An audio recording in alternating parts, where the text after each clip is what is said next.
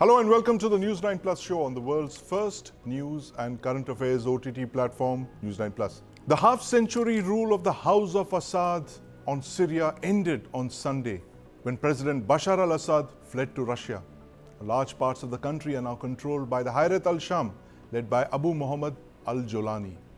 But Syria is under attack as we speak. There are 3 foreign militaries operating on its soil. Hours after the rebel takeover of Damascus, Israeli warplanes began bombing targets in southern Syria. US fighter aircraft are also bombing ISIS camps in central Syria, and Turkish-backed rebel armies are active in the north. Will Syria exist as a nation, or will it become another Afghanistan in West Asia, a war-torn country ruled by warlords? Why are the US and Israel attacking Syria? What are the economic interests that foreign powers have in Syria? And how does this impact India? Joining me to discuss this are Lev Aran, Israeli columnist based in Haifa, joins us from there. Dr. Zakir Hussain, Middle Eastern expert, and in the studio I have with me my colleague Deepak Badana. Gentlemen, welcome to the News9 Plus show. Lev, I must start by asking you this. Prime Minister Netanyahu was on the border yesterday where he said that it was a historic day. It's a turning point in the history of the Middle East. This is a historic day for the Middle East. The collapse of the Assad regime, the tyranny in Damascus offers great opportunity, but also is fraught with significant dangers.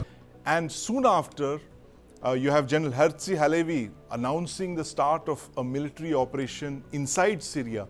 Explain for us what's going on there in southeastern Syria right now. Okay, so we had 2 wars with Syria, one in 67 and one in 73. Now, between 67 and 73, a small chunk of Syria was under Israel. And 6 years later, after another war, Syria and Israel decided that they will have a new line of control, but there will be some kind of a buffer zone in which only UN soldiers and Syrian soldiers are allowed to be there. Once we don't have a real Syrian soldier, Israel reoccupied this small area in the Golan Heights that was under its control for 6 years, mainly the place of Quneitra. Right. A quick follow-on question to you, Lev. We're hearing talks about Israel moving into Syria and capturing territory, and there's talk of entirely on social media, of course, of Greater Israel, the Greater Israel project. Is there any truth to this? Will the Israeli military act in such a fashion, or is it primarily to secure its own interests along the Golan Heights that the Israel military is acting on right now? Okay, so first of all, we have far-right ministers and MPs in Israel who really have this vision of large Israel, and they want to resettle all of this large Israel with Jews. Yes. But I don't think that Netanyahu or the IDF decided to take another chunk of the Golan Heights because of them.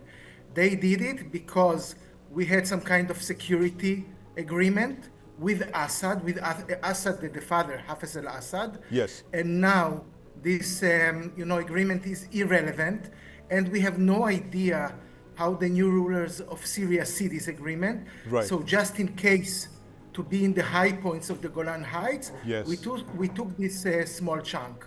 Right, absolutely. And Dr. Zakir Hussain, the MEA has just come out with a statement on the situation in Syria, where they have spoken about the need for all parties to work towards preserving the unity, sovereignty, and territorial integrity of Syria.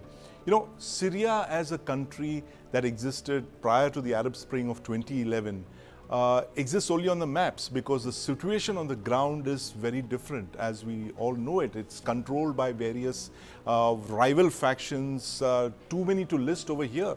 Every external actor seems to have one proxy actor on the ground, which has carved up Syria into various zones of influence. Do you see Syria as existing as it did prior to 2011, or will it continue in this very fragmented state, a country that's torn between competing warlords of the kind that you saw not so long ago in Afghanistan? You know that the major problem is of post-Assad is that how to maintain the territorial integrity of Syria, because it has two problems. Number one, it is all the fighters all the groups are fighting within themselves. Number one. Number second, Yes. all the foreign forces who are have their interest, they are also having gears and levers on Syria. So what since long there has been a plan to divide Syria into four parts. Number one, that is Right. Latakia and Tartus, where Right. 11% Alawites belonging to Assad may be going there. They are in majority there, and there USA, Russia may maintain its naval presence, which it Right. wants Tartus. Number second, that on the Turkish border there is a Kurdish forces which America is backing, and it wants to give a independent state. Let's see how Turkey behaves on this, because Turkey has only one very clear point, that it is not going to surrender any part of land or in its neighborhood to Kurdish people. And there is a problem of there will problem will arise between then and third part is considered for the minorities, Alawites, Yes. Christians, Jews, everyone on the lower part, and the big chunk is goes to the Sunni population. This was the plan chalked out since beginning, and now looking at the situation and the statement of the major stakeholders, especially during the Doha conference, which is going on when the Assad government was falling. Everybody was talking about maintaining peace and stability in the region, but very hardly people said about the territorial integrity. Now the issue Yes. of territorial integrity has come up, and countries like India, China, and Japan are telling that territorial integrity should be maintained. Right. Let's see what happens there, because more than dozens of warring factions are Yes. cooperated to topple Assad. Now they Right. are free to fight themselves for the scramble. So Yes. Syria has already plunged, is going to plunge into deep crisis, and Yes. how USA behaves. Already Trump said that I have nothing to do, because Right. my US hand is off from Syria. But at the same time, he said that Russia, Putin betrayed Yes. Bashar Al-Assad. Right. So situation is very complicated. While at the same time, Jolani, who carried the bounty of $10 million on his head, Yes. declared by USA, is being blue-eyed by now USA, because if we say that the interview on CNN and other places, he is being widely contacted by these forces. So what I feel that in the next round, Yes. situation will be clear. But here about Israel, Netanyahu has already declared that the 50-year-old agreement has been broken unilaterally, and it has already expanded and captured the buffer zone, and it has issued warning to the people of 5 villages living there to stay in their homes. So Right. Israel and USA are bombing the arms depot and other places, Yes. so these rebel forces may not be access the weapons and all these things. So what I found, that Israel is the wild card in this game. It may play anything, because if anything is going against them, they may provoke any one party, then fight, and then Syria. The problem with the issue is with Turkey, Yes. how it is going to be dragged into this quagmire, because Turkey Absolutely. is playing as a kingmaker there. Right, absolutely. And when you said Turkey, I was instantly reminded of what the map looked like in 1922, Dr. Zakir Hussain, when after the fall of the Ottoman Empire, what Syria looked like is like a patchwork of states. The state of Aleppo, the state of Damascus, and of course the Alawite zone very close to Latakia. And Syria seems to be flipping back to what it was 102 years ago on the ground today. But Deepak, the return of Sunni Islam to Syria for the half a century was controlled by the Alawites, a Shia sect, which allowed Iran to have this land bridge towards Lebanon, and of course control Syria as well, with fighters and men in material. But now with the fall of Syria, large parts of it have reverted to Sunni Arab groups like the HTS, the group headed by Golani. What is in store for the minorities in Syria? Well, as of now, the situation on the ground seems extremely fluid. There are n number of non-state actors, and Yes. each day you hear of new groups. For instance, a few months back, the HTS wasn't really the powerful entity that it is today. So how this thing turns out has, grave implications not just for the people of Syria. Yes. Let me assure you, this place is central to the Middle East. It's bordering Turkey, Right. Israel, Iraq, Lebanon.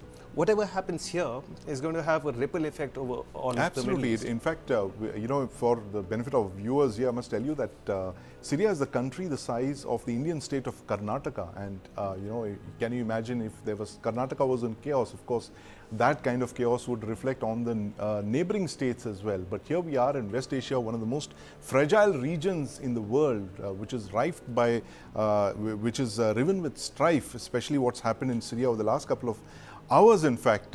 Lev, I have to come to you and ask you this. There's one school of thought that believes that Benjamin Netanyahu is the winner in all of this. He's managed to vanquish all his enemies. He was a leader who was under extreme pressure domestically for the impeachment and all of those charges against him. And of course, October 7th happened on his watch. But since the 7th of October, he has managed to defeat all of Israel's enemies. He has fought the proxy wars that Iran has launched against it and taken on Iran as well. And Iran today is far more fragile than it was before the 7th of October last year. There's a counter view to that, which says that you've replaced your known devil, which is Assad, the house of Assad, with a completely unknown set of factors like, all the groups that we've mentioned that are running around in Syria that could be armed like a conventional state, which have access to the armory of the Syrian Arab army. What's your view on this? Do you accept the fact that you are actually looking at a very unstable border situation with Syria, and that's one of the reasons why the IDF has moved in to capture all of those areas that you mentioned? Is this a happy time for Israel, Lev, or is this an unpredictable couple of months ahead of you? Okay, so I think what merits consideration is that Israel's Syria policy is zero tolerance for the trucks that move weapons to Hezbollah inside Lebanon. Otherwise, I think most Israelis, bipartisan chunk of Israelis, would agree with you. We don't like Assad, and we don't know who will replace him and if it will be better for us. Right. So in a way, I don't think it is like a Netanyahu's policy. It is more a bipartisan policy of Israel that what happens inside Syria is inside Syria, and we will bomb Syria when it will try to have nuclear capabilities. It happened in 2008. Yes. Or when we see the trucks moving to Lebanon. And what unites in a way Israel, Turkey, also Iran, is all these three states see Syria as something artificial that was created thanks to the Sykes-Picot Agreement 100 years back. Iranians said it is like their 35th district when they controlled Syria. Turkey also wants chunks of Syria. So I don't think anybody believed, let's say 100 years back, that there is a real Syrian nationalism, a Desi nationalism. So right now the question if Syria will have all its territories or only part of it is not the main issue. The question is, who are the Syrians? Right, absolutely. Very important question there. Who are the Syrians, Dr. Zakir Hussain, and what happens to the groups that are controlling various parts of Syria? I mean, could they, for instance, have shelter ISIS? That's a very big concern. That the United States has been launching B-52s and A-10s against ISIS camps in Syria, even as we speak. Is there a danger that Syria could become, once again, a launch pad for ISIS? And ISIS was defeated not so long ago with the combined assistance of the Russian Federation and Iran. Could ISIS return to Syria?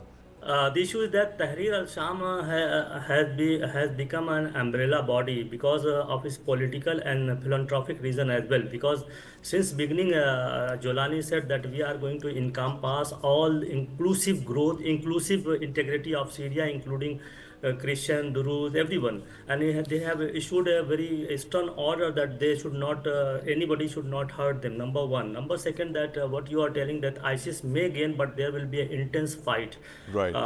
They are not going to surrender very easily because they have been trained by Turkey, and Turkey does not want ISIS to be prevailing there, because indirectly people suspect that ISIS indirectly is being backed by Israel and America. Third scenario, what I feel that so many groups are aligning with Jolani. This may happen like Afghanistan, because in Right. Afghanistan there were several groups fighting against USA, Yes. but when there was agreement, all gradually aligned with Taliban, and now they are inclusive force there. Right. So this kind of alignment, realignment may also happen if Jolani handle the situation in a very deft manner, very in an impartial manner, looking the Syria as a nation. So what I feel that these different factions may come together and form Yes. an inclusive government there. But the problem is that the stakeholders of the foreign powers like USA, Turkey, Russia, they have very strong stakehold in the region, and historically, if you know that the Syria has played the role of cockpit in the region. Yes. Wherever it happened, it provided the geopolitical strength, geopolitical backup to all the happenings, all the developments taking place in the geostrategic politics of the Middle East. Because presently, why Israel wants what my previous speaker said, that he wants to bomb Syria, not to have its nuclear weapon. He wants Israel wants that no organization which is supporting the Lebanon. So what is happening if Syria is Yes. gone, Lebanon is weakened. With Yes. Lebanon is weakened, then Hamas and Palestine movement is weakened, and the resistance forces created by Iran under Soleimani will be rolled back. So Right. Iran will be struggling with its own problem. That's why Yes. Iran has backtracked, and it found that Assad is not in condition to prevail over in these circumstances. And Right. the important thing which I feel that the meeting which took place at Doha forum Yes. meeting, the meeting of the three foreign minister of three countries,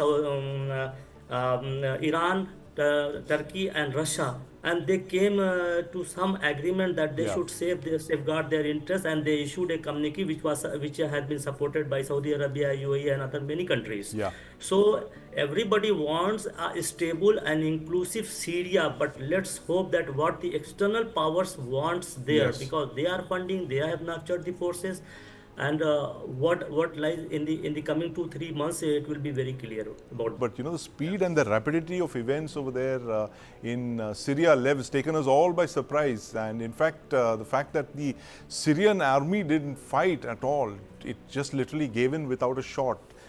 Seems to suggest that there was something else at play over there, with, as Dr. Zakir Hussain mentioned, that possibly this is something that was worked out in the back channel, the fact that Assad possibly decided to hand over the reins and move out of the country. But you know, what are Israel's concerns, apart from what you just mentioned, the fact that it should not have a nuclear weapons program? It looks far from it. It possibly wouldn't even have an army.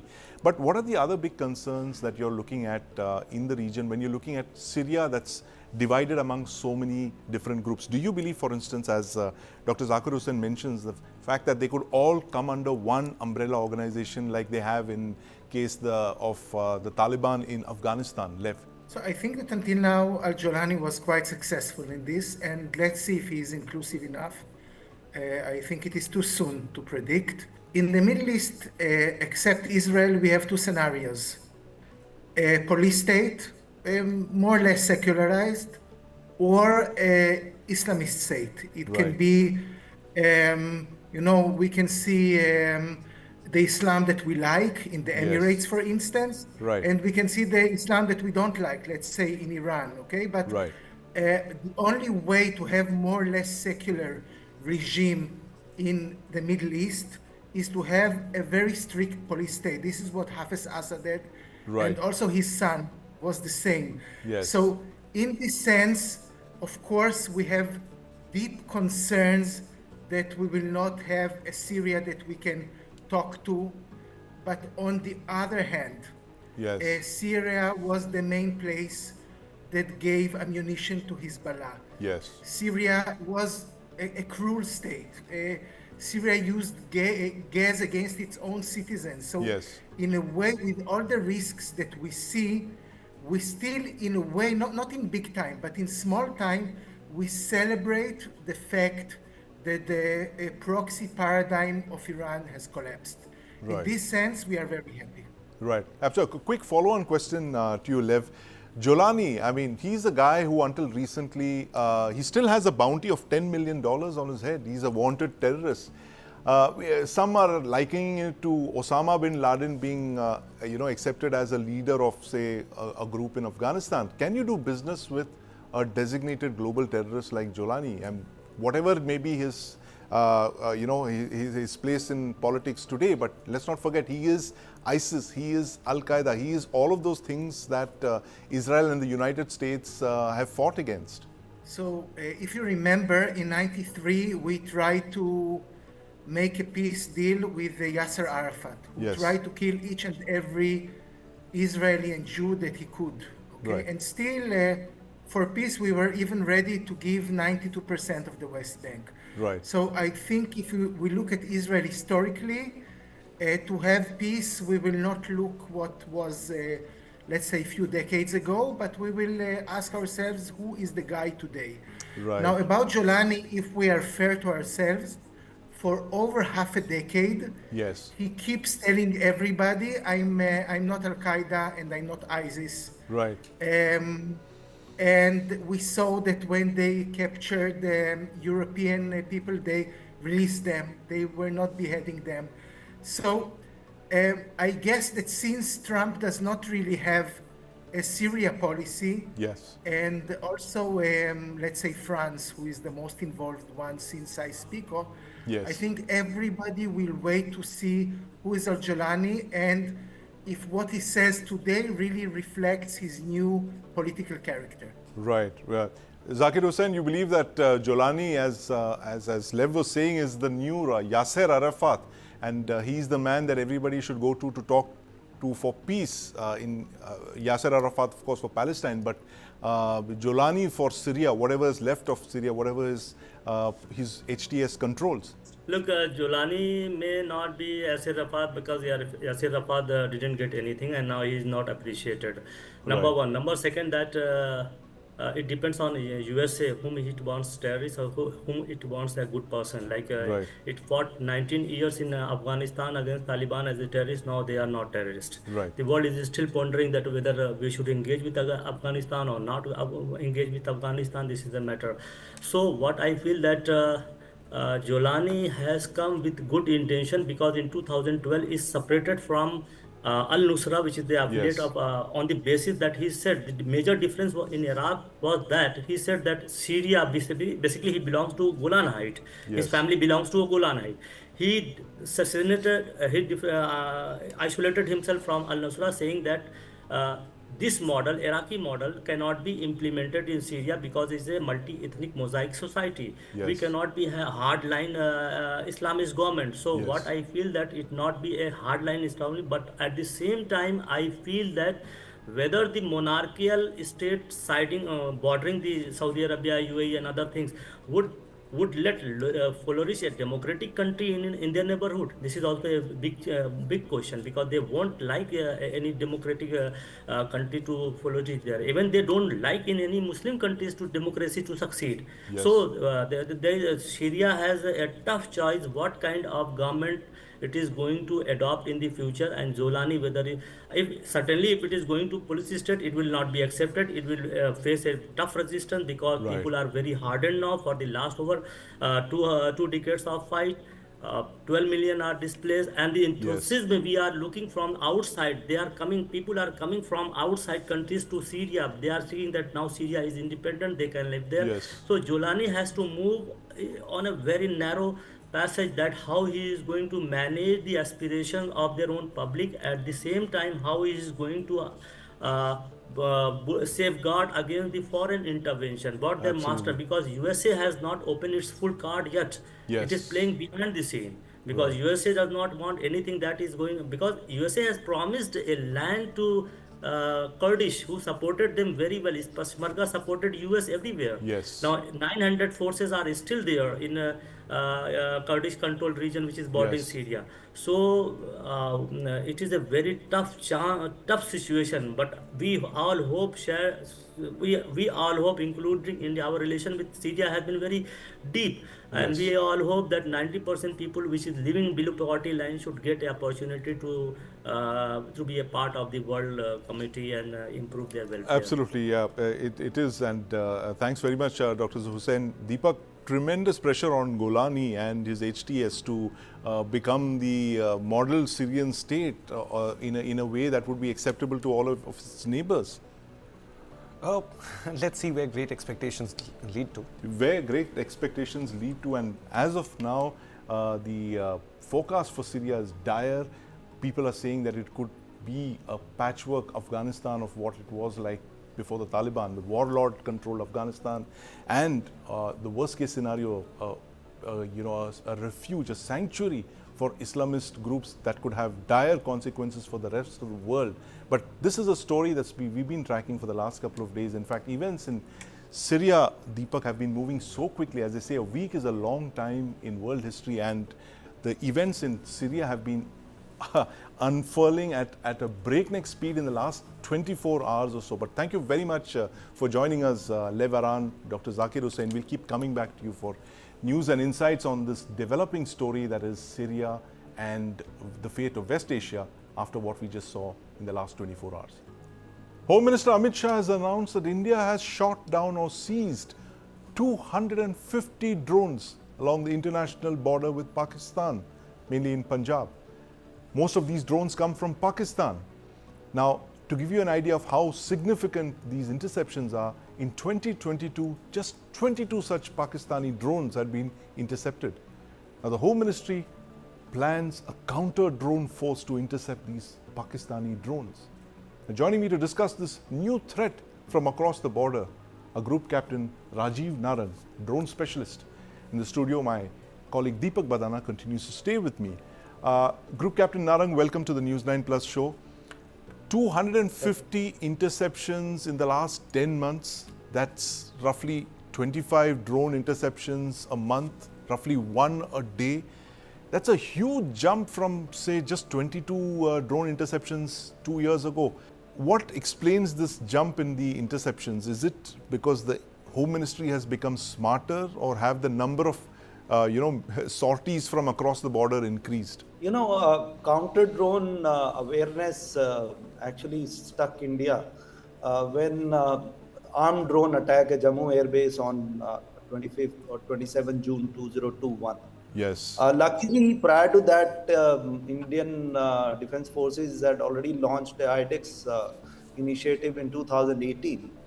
And by 2021, we had Indians in the initial stage of counter drone development. Right. And there were many offers from foreign companies to supply, counter drone system. That was the time Indian companies came forward and produced indigenous counter drone system. Now remember, three major initiatives are playing a major role in India's indigenous counter drone capability. Right. One is DRDO's counter drone system, which is called D4, Yes. Drone Detect, Deter and Destroy system, Right. which I will explain later. Second is the IDEX initiative taken by Defense Innovation Organization of the MOD, Yes. DDP. Third is the Bhumi initiative of the BSF. But Yes. that was a standalone initiative taken in 2021, 2nd July 2021, where a reward of 1.65 crore was given.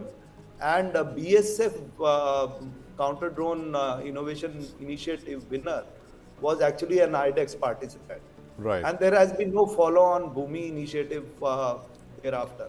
Right. So if you tell me about DRDO counter drone system is a rather more nuanced and complex system. It has got a day and night camera and laser ranging system. It has got a RF system, radar detection system, Right. communication GPS system, and a laser hard kill system. Now, 4 DRDO labs had worked to develop this complex system. Right. And it is now slowly emerging as a useful system, with the only system, indigenous system, that has a hard kill system, capability. Now, when I look at Group items, Captain Narang, explain for our viewers what a hard kill capability is. Hard kill and soft okay, kill. okay. If you look at the soft kill, if a drone is flying, I am able to confuse the drone and make it land or Yes. make it hover at the same place and make him useless for the adversary Right. to reach his target. That is Right. a soft kill system. That Yes. I do it by jamming its communication system, Right. by jamming its GPS, or making it land. Right. Hard kill system is where I am physically destroying it. Right. It is destroyed, whether it's moving parts are destroyed or the entire drone is destroyed. Right. So for hard kill, DRDO has developed a laser. So laser, Right. when it is focused on a drone, its Yes. part is burned, and due to burning, it is unable to fly, and it falls down on It the crash ground. lands, yes. So, It crashed. very interesting, Group Captain Narang, the fact that, the RDO system is finally managing to make a, mark on the border. But, Deepak, you've also been following this very closely. The fact that there are literally two parallel streams in the world today, in the world of drone development. One is drone development as offensive platforms, as reconnaissance platforms, and the other is the counter drone system. So how are these two playing out, and what have been the big milestones of late? I think they're both feeding each other, and even in this, you're looking at several streams. So at one end is the extreme low-tech thing, Yes. which is primarily what we're seeing on the Pakistani border. Commercial drones, commercial Commercial off-the-shelf drones, which are drones. essentially just drones that will lift a small package and drop Yes. them off at a certain location. The one that attacked Jammu or the IFPs, Yes. that was still a more sophisticated version. It had a shape charge. Yes. On the other side, we have the Bangladeshi border, where you have a relatively higher tech version, which was the Bear Akhtar, Yes. celebrated worldwide 4 years ago. Turkish-built Yeah. drones. Yes. So that is the other end of the spectrum, which is capable of long-range endurance and certain strike capabilities Yes. as well.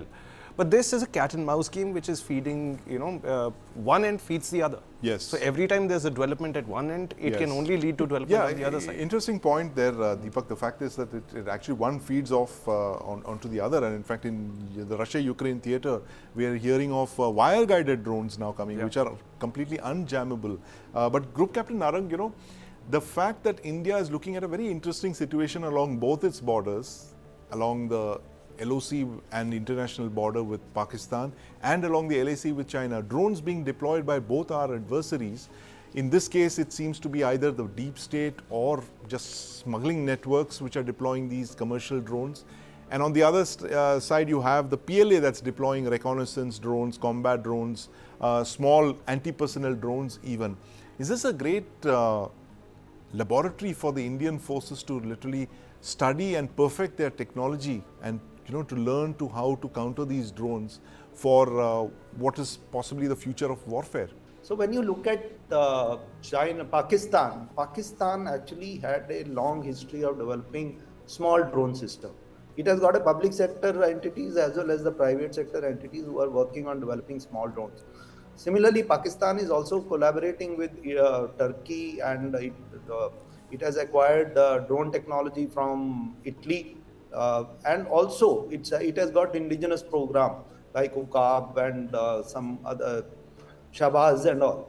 So it is following a two-pronged approach. One is at a smaller drone level, it is following indigenous development program, and at the larger drone program, it is collaborating with its partners like China, Turkey, and of course some European partners like Italy. So when you look at China's small drone capability, it has got a fair amount of experience, Yes. and it is able to use that knowledge to send illegal drones to India. When you look at China, it is more nuanced. It is more wide-ranging technology capability. If you look at Galwan incident of September 2020, China had displayed a swarm of drones supplying food to its soldiers, which was Yes. a message to India that Right. we have a swarm tech capability. Similarly, it deployed hail bird drones in India. Yes. So India has leveraged its innovators at the low spectrum. Yes. When I'm talking of the small and medium drones, used its innovators in the private sector to develop drones. But in the larger drone segment, it has been slow. Now Right. it has been slow in sense, Tapas, we have just we are likely to place order for 4 and 6, I think 4 by Navy and 6 by Air Force, or Yes. vice versa. But if you look at the combat UAV program, Yes. the funding is still awaited. Similarly, Yes. when I have to look at a HALE program, India has not yet articulated its intention of developing a whole program. Yes. Whereas many experts have called for development of a stealth HALE program in India. Right. Now, whether we do it in public sector or private sector, but we have to have a clear roadmap for development of larger drones and their integration in the Yes. Indian Armed Forces. HAL is developing a combat aerial teaming system.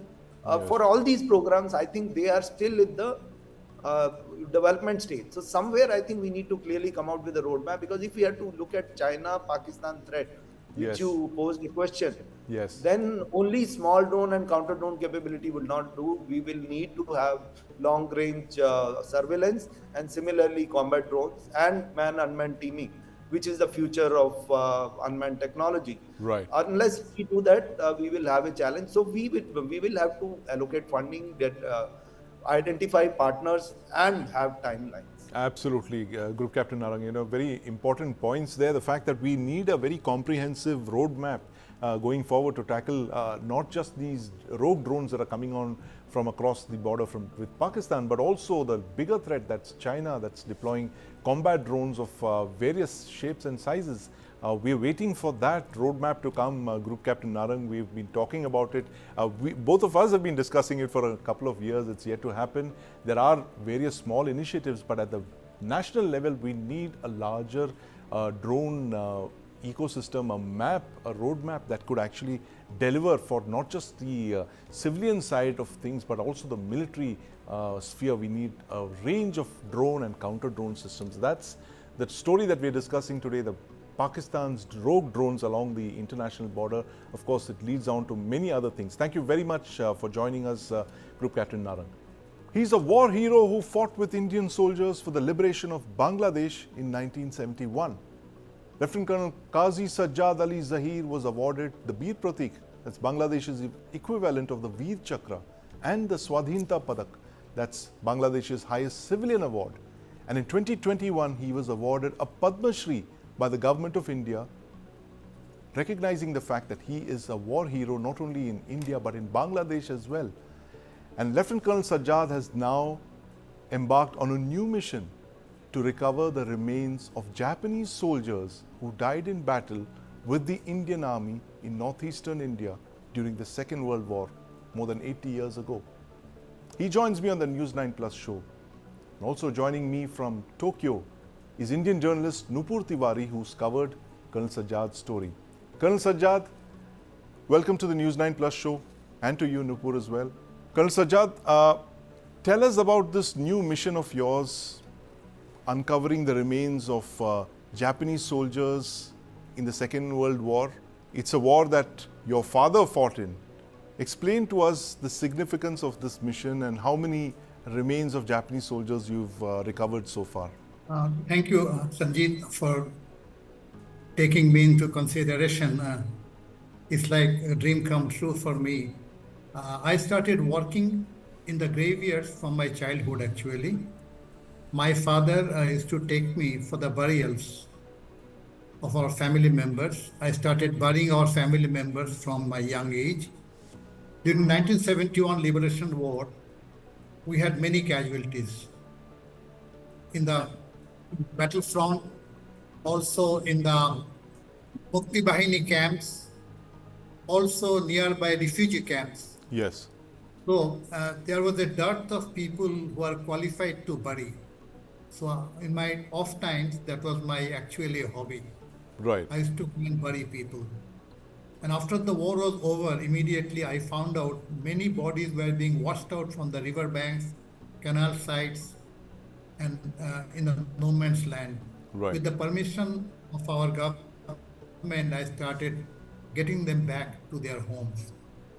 In fact, a turning point for me was our highest gallantry award holder in 71 war, Bir Shrestha Hamidur Rahman, Yes. 18 years and 2 months old, was very close to me.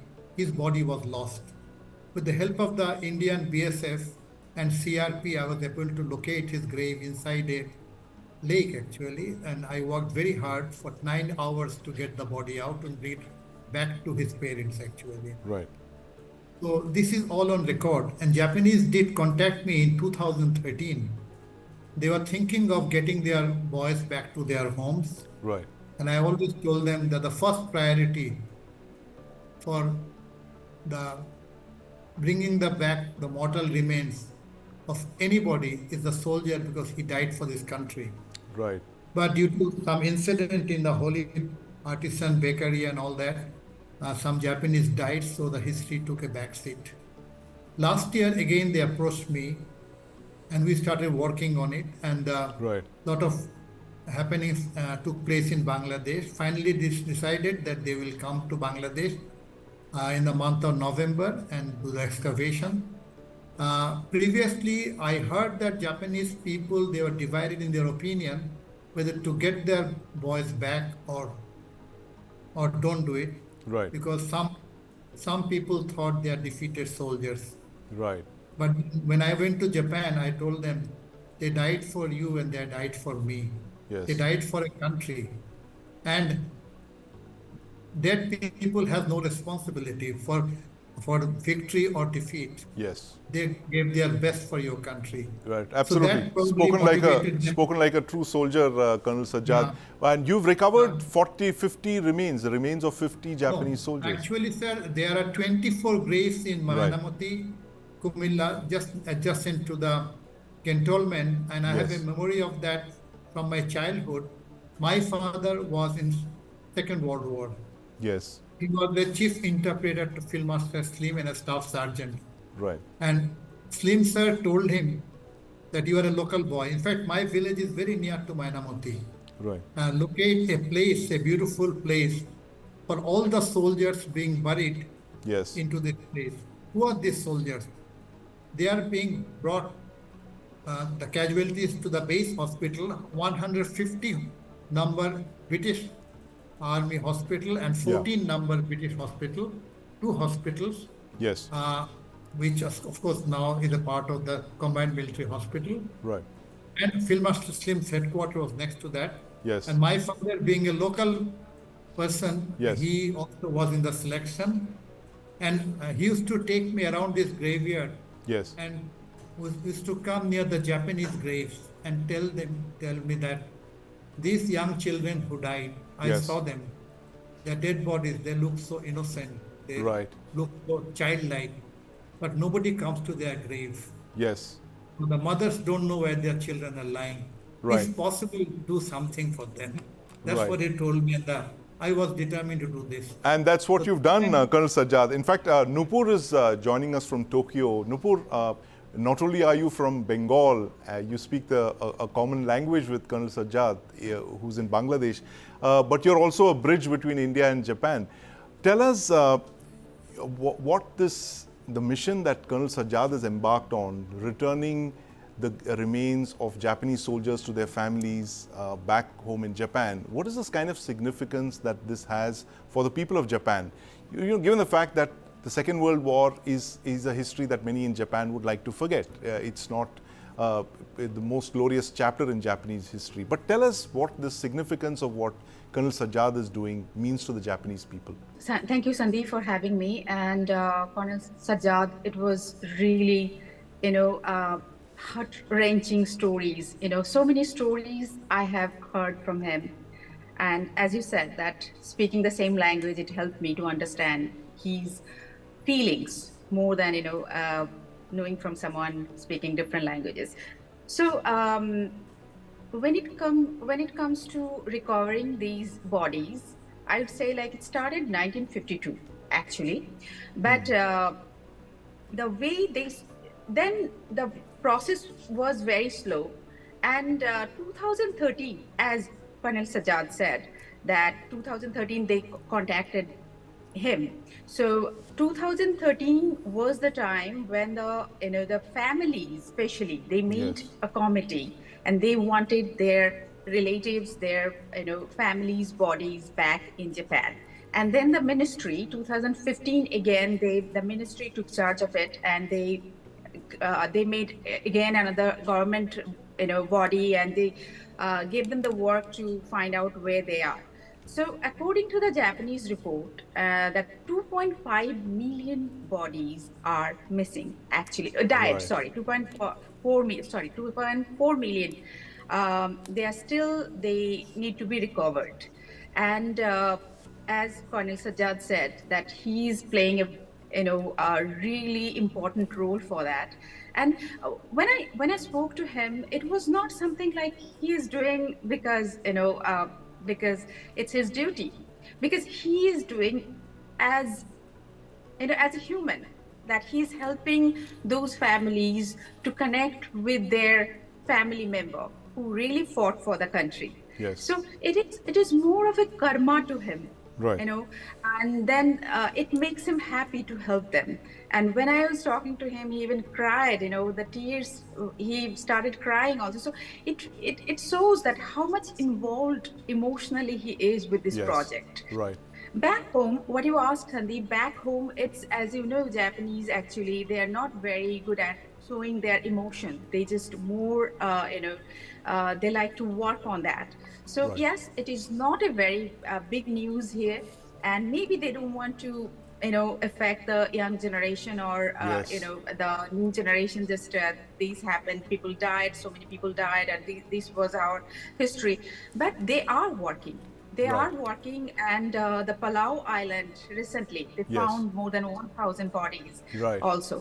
So these are, it shows that different, in different parts of the world, they are Yes. working wherever they feel that their ancestors were there, and the family is also very much involved in it. Right. And what Colonel Sajjad is doing, really, salute to him, that Yes. for another country, and for the people who is not, related to him, Right. he is giving his Yes. time, his energy, is all the expertise. So Absolutely. salute Thank to you. him. Thank you very much, Nupur. I'm afraid we're completely out of time, but that was Colonel Sajjad for you, the war hero from Bangladesh, who's actually bringing closure to families of the war dead way back from the Second World War. He's bringing closure to the families in Japan.